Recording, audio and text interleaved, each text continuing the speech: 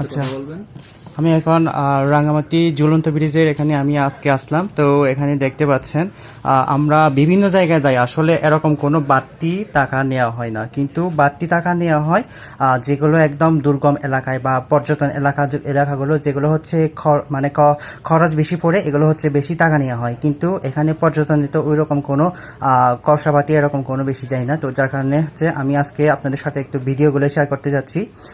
পর্যটন এলাকায় আসলে আপনারা কিন্তু একদম ভেবে চিন্তে এখানে আসবেন।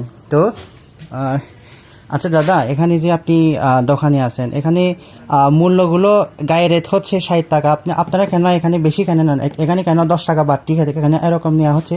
কিন্তু আমি ধরেন আমরা বিভিন্ন জায়গায় ঘোরাঘুরি করি, কিন্তু এগুলো তো বাড়তি টাকা নেওয়া হয় না। বাড়তি টাকা নেওয়া হচ্ছে একদম দুর্গম এলাকায়, মানে ধরেন একদম রাঙ্গামাটি সদর থেকে অনেক দূরে, যার কারণে হচ্ছে অনেকগুলো খরচ পড়ে, এগুলো হচ্ছে বাড়তি টাকা নিতে হয়, কারণ বোট ভাড়া অনেক খরচ হয়ে যায়।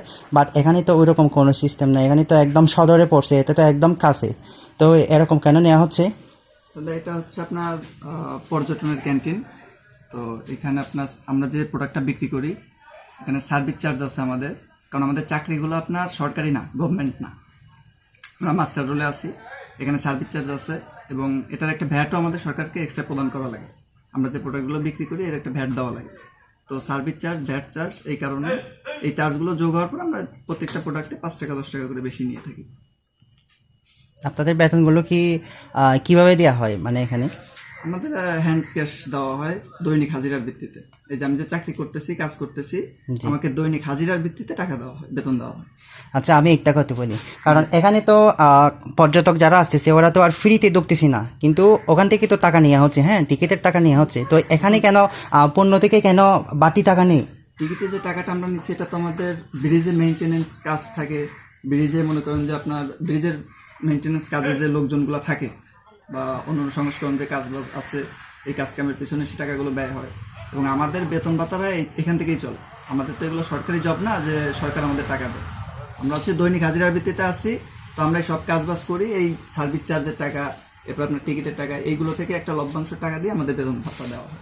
আমি যতটুকু জানি হচ্ছে এখানে ঝুলন্ত ব্রিজে যে খরচাপাতি এগুলো আপনি বলতেছেন, হ্যাঁ, এগুলো তো ধরেন যিনি মালিক আছে উনি তো বিভিন্ন ইয়ে থেকে এগুলো ধরেন বিভিন্ন খরচ টরচ এগুলো দেখাইয়া মানে বিভিন্ন ইয়ে থেকে এগুলো খরচ নিয়ে আসে, বিভিন্ন অফিস থেকে বা বিভিন্ন, হ্যাঁ, অফিসে গিয়ে যে আমার একটু আজকে পর্যটন খাতে যেহেতু অনেকগুলো সুযোগ সুবিধা এখন দিচ্ছে, হ্যাঁ, সরকার, তো ওখান থেকে তো বিভিন্ন ধরনের খরচপাতি পাওয়া যায়। তো এগুলো তো ধরেন বিভিন্ন অফিস থেকে এগুলো নিয়ে আসে, তো তবুও কেন এগুলো বাড়তি কেন নেওয়া হচ্ছে? আমি তো এটা বুঝতে পারতেছি না। আমার প্রশ্ন হচ্ছে এটা, কারণ আমি চাই পর্যটক, যেহেতু এখানে রাঙ্গামাটি ঝুলন্ত ব্রিজ মানে হচ্ছে এটা হচ্ছে অনেক আগে থেকে পুরানো থেকেই আমাদের এখানে রাঙ্গামাটিতে একদম পর্যটন এলাকা গড়ে হচ্ছে এখানে।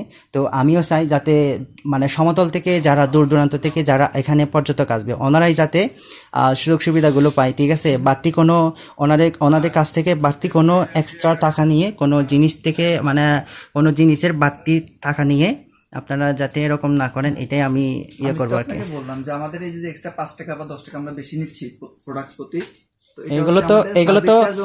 এগুলো তো বিভিন্ন ইয়ে থেকে উঠে আসতেছে, কারণ এখানে পর্যটকরা এখানে হোটেল বুকিং করতেছে, হোটেলে বিভিন্ন এগুলো তো অনেক টাকা আসতেছে, হোটেলের রুম থেকে তো ভাড়া থেকে অনেকগুলো টাকা আসতেছে।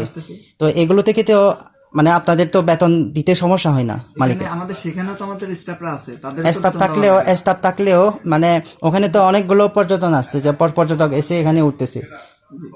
এখন আমি তো এই ক্যান্টিনে আছি, এখানে দায়িত্বে আমি আছি এখন। তো আমার এইখানে যে কেনা বেচা করতেছে, আমার তো একটা বেতন দেওয়ার দরকার, আমাকে তো একটা বেতন দিবে আমার প্রতিষ্ঠান, বেতন দেবে। এখানে তো বেচা কিনা, এখানে তো অলরেডি বেচা কিনা হচ্ছে, জিনিসপত্র তো বেচা কিনা হচ্ছে, তো সেটা দিয়ে আমাদের হচ্ছে না। তো আমার জানা মতে দর্শক আপনারা যারা যারা আমার ভিডিওগুলো দেখতেছেন, আপনারা একটু আপনাদের মতামতগুলো জানাবেন। এখানে হচ্ছে রাঙ্গামাটি ঝুলন্ত ব্রিজে এখানে আসে আমি একটু আপনাদের সাথে একটু শেয়ার করতেছি। আমি এটা মানতে পারতেছি না বিষয়টা, এখানে যে বাড়তি জিনিসের বাড়তি দাম নেওয়া হচ্ছে, হ্যাঁ, এটা কিন্তু একদম সবাই তো আর সবাই কিন্তু চাকরি করে না, যে বিজনেস করে না, কিন্তু সবার ক্ষেত্রে তো যারা যারা একটু আর্থিক অবস্থা দুর্বল, আমরা যেরকম আর্থিক অবস্থা দুর্বল আমাদের থেকে আরও বেশি আসে। তো ওনাদের জন্য কি এগুলো কি প্রযোজ্য হবে?